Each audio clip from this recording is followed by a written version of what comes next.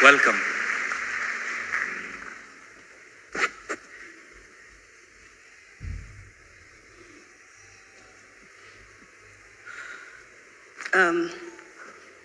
I've spoken about Dad a lot, but today this is the hardest message I'll have to give about my dad. Because how do you give a tribute to the most important person to you in 2 minutes? How do you summarize such a great man in a short span of time? How do you convey such great love to people without breaking down? How do you convey all of his teachings in my life in a few minutes? I pray God gives me the grace to be able to do it. I'd like to thank everyone for being here. Auntie Mom, thank you for putting this together for Dad. He's smiling and crying simultaneously. Dad was very big on emotions. It is such an honor. To the first and second lady who've been here for us, thank you so much for honoring Dad as Bishop Allan Kiuna, as a person and not as a figure. We appreciate that as a family. For the message we got, Bishop, thank you for making us laugh, because laughter is so important in times of pain. I won't be able to make you laugh, I don't think. I don't have the strength to. But I pray for my mother more than anyone at this moment. We're hurting as his kids, but we grew up seeing the love. You saw it later. That's all we've ever seen. The love they have had for each other is not for show. It's not for you. It's for them. And to lose a love so big, I can't comprehend. But we're here, Mom. And we will carry on loving you as fiercely as he did in our capacity as your children.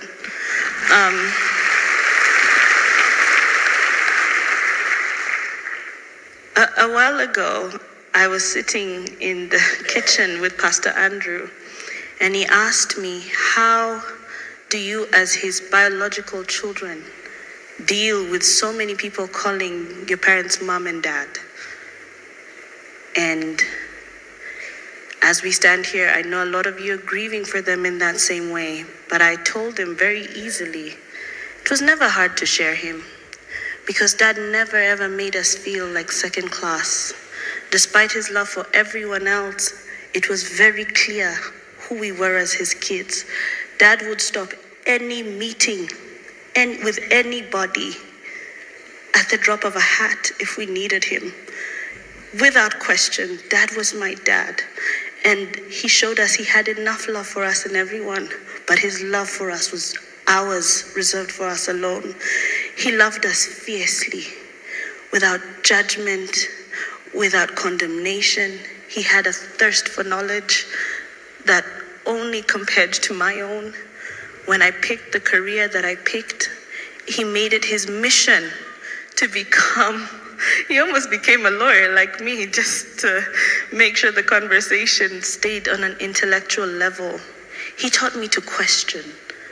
He allowed me to question, not only legally, mentally, physically, but spiritually too. He made me find a way to know God on my own, not because I was told to, but because of a father. And if God is our father, Dad displayed his level of fatherhood. And if my dad is a fragment of who God is to us, then I know I have a loving God. It was displayed. I didn't have to learn it. And when so many people call him dad and people are like, why? He was a father to everyone, and we accept that. So thank you for giving us your time, your attention, for everyone who came, who flew, who's from here. I thank you for honoring the man that he was. Was such a weird statement. But I'm happy that as he is now finally resting from the battle that he has gone through, he is at peace. And we know where he is, and we know we'll meet him again. And on behalf of my sister, his twin, she also loved him very fiercely. I speak for both the girls, well, only because Jeremy's going to come and speak for himself.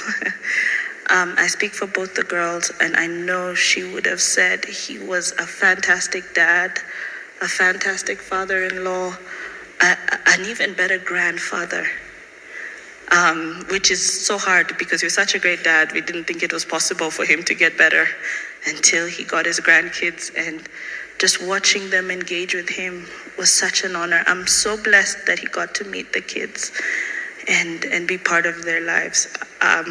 Again, I could go on, because again, how do you sum the life of a great man in a few minutes? But I will for now. Dad, I love you. I wish you didn't go, but I know you had to. Thank you. Thank you. Let's appreciate Robert and Vanessa cover.